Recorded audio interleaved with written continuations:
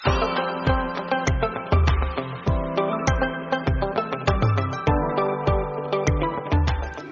বন্ধুরা, আমার চ্যানেলে তোমাদের সবাইকে স্বাগত। আজকে আমি নিয়ে চলে এসেছি দই কাতলার রেসিপি নিয়ে।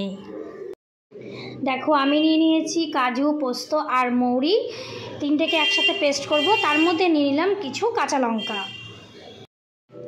এবার আমি নিয়ে নিলাম, দেখো, তেজপাতা, শুকনো লঙ্কা, এলাচ, দারচিনি আর লবঙ্গ। কড়াইতে আমি সর্ষের তেল নিলাম নিজের পরিমাণ মতো, সবাই সর্ষের তেল নেবে। উপকরণগুলি আমি সব কড়াইতে দিয়ে দেব। দিয়ে দেওয়ার পরে হালকা লাল লাল ভাজা হলে আমি দিয়ে দিলাম পেঁয়াজ বাটা। পেঁয়াজ বাটাটাও হালকা যেই লাল লাল ভাজা হবে তখন আমি দিয়ে দেব আদা রসুন বাটা।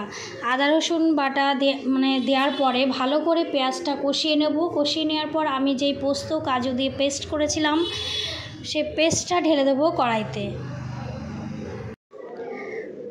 তারপরে কিন্তু ভালো করে পেঁয়াজ ওই আদা রসুনের সাথে এই পেস্টটি কিন্তু ভালো করে কষিয়ে কষিয়ে মেশাতে হবে, খুব সুন্দর করে মেশাতে হবে। তারপরে দিয়ে দেবো আমি জিরের গুঁড়ো আর ধনের গুঁড়ো, লবণ, হলুদ।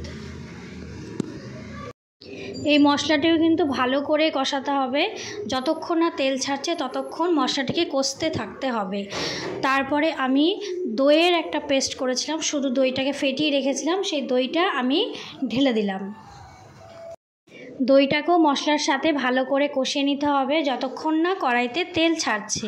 তারপরে আমি তেল যেই ছেড়ে যাবে তখন আমি নিজের পরিমাণ মতো, বা তোমরাও তোমাদের নিজের পরিমাণ মতো জল দেবে, যে কতটুকু ঝোল রাখবে বা রাখবে না, বা কষা কষা রাখবে, নিজের পরিমাণ মতো জল দেবে। এবার আমি ভাজা কাতলা মাছের পিসগুলো এক এক করে কড়াইতে দিয়ে দিলাম। দেওয়ার পরে ঢাকা দিয়ে 5 মিনিট জাল দেবো, তাহলে আমার দই কাতলা হয়ে যাবে পুরোপুরি রেডি। তো তারপরে নামানোর আগে ধনেপাতা তোমরা কেউ দিতেও পারো, আবার স্কিপও করতে পারো। ধনেপাতা যার পছন্দ হবে দেবে, নাহলে নাও দিতে পারো। তো আমার দই কাতলা হয়ে গেছে রেডি খাওয়ার জন্য। তো তোমাদের কেমন লাগলো আমার রেসিপিটা সবাই কমেন্ট করে জানিও। ভালো লাগলে আবার অন্য রেসিপি দেবো। তো প্লিজ টাটা, বাই বাই।